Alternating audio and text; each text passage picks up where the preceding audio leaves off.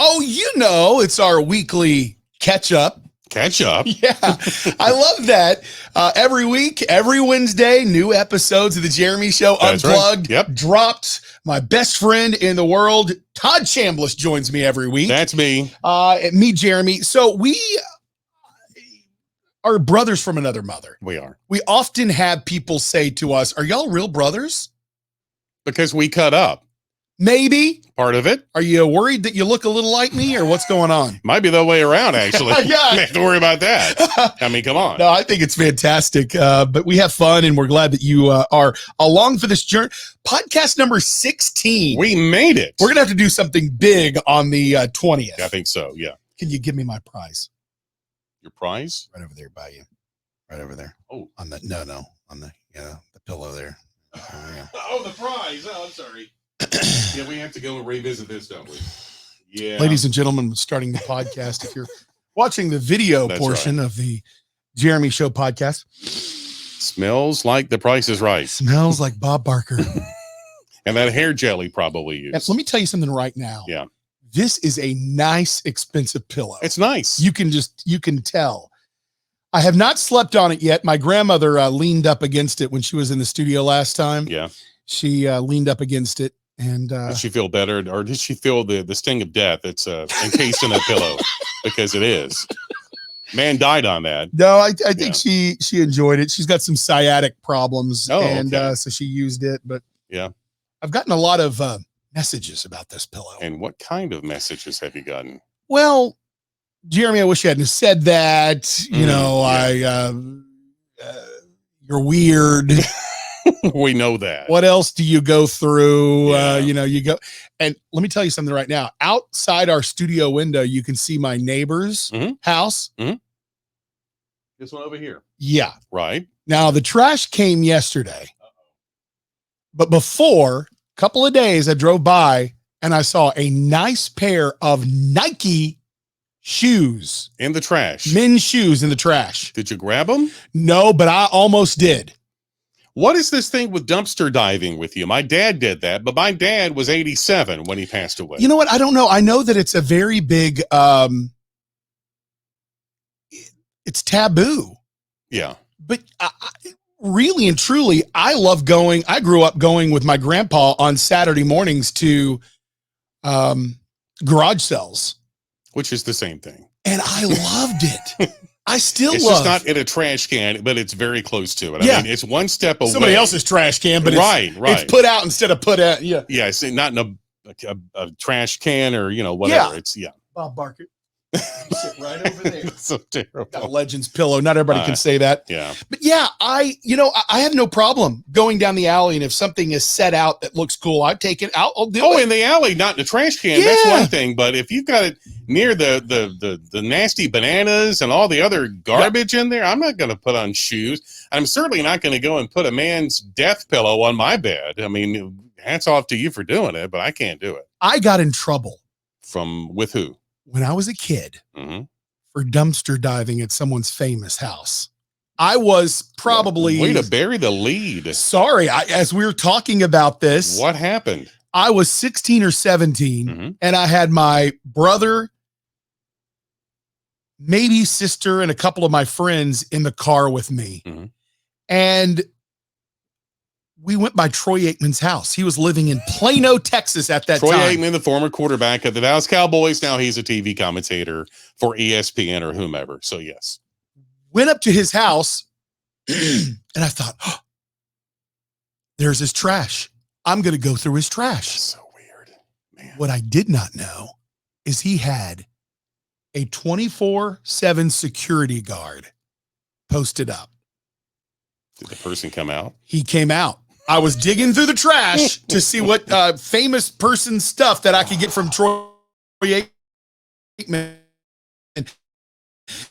Hey. Well, I started, in the car and go. Yeah. And we didn't, because everybody was uncoordinated. Yeah, I mean, they're not, hardened criminals like me, obviously. You didn't have a plan of escape. Yeah. Set up. I know when I'm dumpster diving, be prepared. That's why when I got Bob Barker's pillow, I was in the passenger seat. You had years of experience knowing exactly what to do. Dadgum right. And is there no 24/7 security for Bob Barker? No. Of course, he had gone, but you figure people might want to break in the house or something. You never know. No security. It was just out there by the street, and I got it with no problem. But this security guard, and I was young. I didn't know my rights. Dude, you can't say anything. You might not like it, but the trash is out by the street. It is. That's a good question. When it's still on your property, technically, and you've got something in a trash can, and it might be personal. Yeah, it could be bills. It could be whatever. What's the legality of that? I'd love to hear somebody's take on that. Correct me if I'm wrong out there, and you can. People out there that may know. Now, if it's on your property, you know, like a lot of the times I will keep my trash up by the house until but when you roll it out there to the street, if it's on the street and it is going to be thrown away, the garbage cup, it's public. Anybody, it's trash. Anybody can. But if there's personal items in there, is there any protection for someone who puts their trash out? I don't think so. I think if you're throwing it away and putting it out on the street, it's no longer yours. Wow. And I know that, and that's why I go to famous people's house and rummage through. The problem is I don't want to resell it. I just want to have the experience of knowing, wow, this was a Coke can that Bob Barker drank out of. There's something creepy and weird about that, especially if they've passed on. I realize. For example, my dad used to dumpster dive because that generation did because they were dirt poor. Yeah. And born in 1933, so he was part of that, whole generation back there. And we would be any dumpster. I mean, he had a lake house. So we're driving by the dumpster. Oh, somebody put some stuff out there. We had to stop. That man is like, legs up in that thing, grabbing stuff. Son, come grab this. And it's like, this has ooey gooey all over it. I guess I'm a city boy, but I'm like, I don't want to grab your old trash and take. Then you got to go take it home and figure out, is it like bed bugs all over this thing or whatever? So I don't understand it. Oh, Bob Barker's pillow doesn't have bed bugs. Probably not. Probably not. So you have an aversion to dumpster diving. Big time. No, if it's trash, it's trash. Leave it be. Don't go grabbing it. Bob Barker, his soul is at unrest right now because you got his pillow he died on probably. And his wife, was he married, by the way? No, he wasn't. He had a girlfriend. He had a caretaker girlfriend. A caretaker. I wonder what she's thinking. Like, well, there's the pillow that, was under Bob's head when, he left this earth. And now I got to deal with that. That's the problem.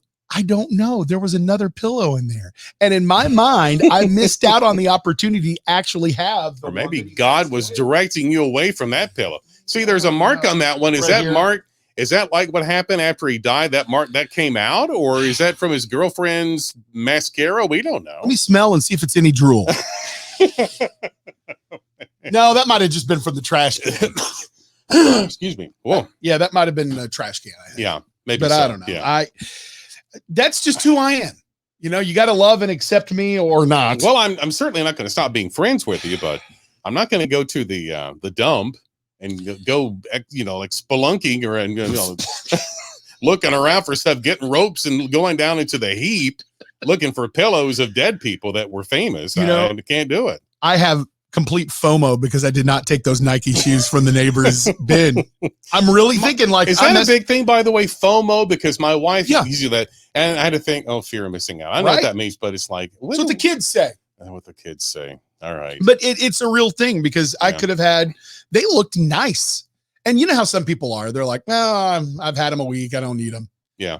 Yeah. So I really should have done that. But yeah, I love to dumpster dive. I love garage sales and things like that. Are we going to find you one day just in a pile of stuff you've gotten from garbage cans, buried underneath it, like like an episode of what is Hoarders? That? Yeah, Hoarders. Exactly. We're going to find you like that. When I'm on my deathbed one day, whoever gets to handle my estate is going to be very lucky. Yeah. What is this? What is this? I've got part of Lucille Ball's a butt of her cigarette. Yeah. An old mascara wand or what? Oh no. What? Marty Haggard, Merle Haggard's son. Right. Was in town the other day, and I had to introduce him. Okay. Right before the show. Yeah. Ladies and gentlemen, Marty Haggard. my parents were with me and they wanted a picture with Marty Haggard. Okay. By the way, looks just like his dad, I imagine. Merle Haggard. Yeah. So we're out there. I took a picture. Well, he's smoking. Yeah. Yeah. Just smoking. And oh, we're going to take a picture. Let me get rid of this. Throws it in the alley. Yeah. I think to myself, you got to go grab a cigarette butt of the son of a superstar. We got to go grab that cigarette butt. We go on stage. Ladies and gentlemen, Marty Haggard. Wow. I grabbed the cigarette butt, put it in a napkin. You're kidding. Watch the show. At the end of the show, I said, Marty, you're going to love this. I bet he will. Yeah. You remember when you were smoking that cigarette? And he said, oh, yeah. I said, look. Do you know what he said? Get away from me. No? Son, you're a weirdo. I said, I know, but I got it. Bye. You know who might have a definite opinion about all this stuff? Who? Would be Gary Reynolds. Can we please call him? I think we should at this point. He does not know that I took, and Gary Reynolds, our program director here Right. of the podcast, Yes. is a big Merle Haggard fan. Oh, he might be impressed by that. He may be, or, by the way, he has got some big announcement that he needs to make that's going on in his life. He has a Okay. new addition to his household. Oh, we need to hear about that then. If he wants to tell us anyway. Now, are you using my phone to call him or your call? My phone. Because, see, he picks up. If I call him, he won't pick up. It's great. The secret's out. Ladies and gentlemen, Gary Reynolds. There he is, right there. Are you having lunch right now? Why did I answer this? No. Real important question. First of all, what's your feelings on dumpster diving? Yeah, dumpster diving. Well, it's something that homeless people do. Past that, I'm not sure there's any real reason for it. He's asking because I have a pretty good idea why he's asking. Okay. Okay. Are you been dumpster diving behind Bob Barker's house or something? Or yes, what? I got Bob Barker's pillow. And you really got the neighbor's shoes next door. Well, next door, I walked by and the garbage was up a little bit, and they had these nice multicolored Nike shoes. I'm thinking multicolored, or you know what I mean? Those cool orange colors. Oh, just really cool. Yeah. And I'm thinking, man, these look nice. When's the last time you wore a pair of shoes? That's a good point. Maybe that's the only reason I didn't do it. Yeah, because I've got my Hey Dudes. But the thing about it is, I have to tell you, I got one of the ultimate things from the alley the other day. Oh, dear. That you need to know about, Gary. Remember Marty Haggard was in town, Merle Haggard's son? Sure. No, sure. I did the introduction. Ladies and gentlemen, Merle Haggard. Marty Haggard. Marty Haggard, yeah. Marty Haggard. If you would have introduced and brought up Merle Haggard to the stage, that would have really been a story. Wheel him out. So we were in the alleyway behind the venue about to take the stage, and he was smoking a cigarette. And my family wanted to take a photo of him, me, my mom, and dad. And so he was smoking a cigarette, and he goes, oh, let me get rid of this. Throws it in the alley. I think to myself, that is Marty Haggard, son of Merle Haggard. Oh, my God. Oh, God. I don't need to know this. Cigarette oh, my God. And I think I'm going to... We go on stage, ladies and gentlemen, Marty Haggard. I go outside and I grab that cigarette butt, still smoldering, put it in a little napkin. Yeah. Wait till after the show and I see Marty again to say goodbye to him. And I say, Marty, you're never going to believe this. Remember that cigarette butt? Yeah.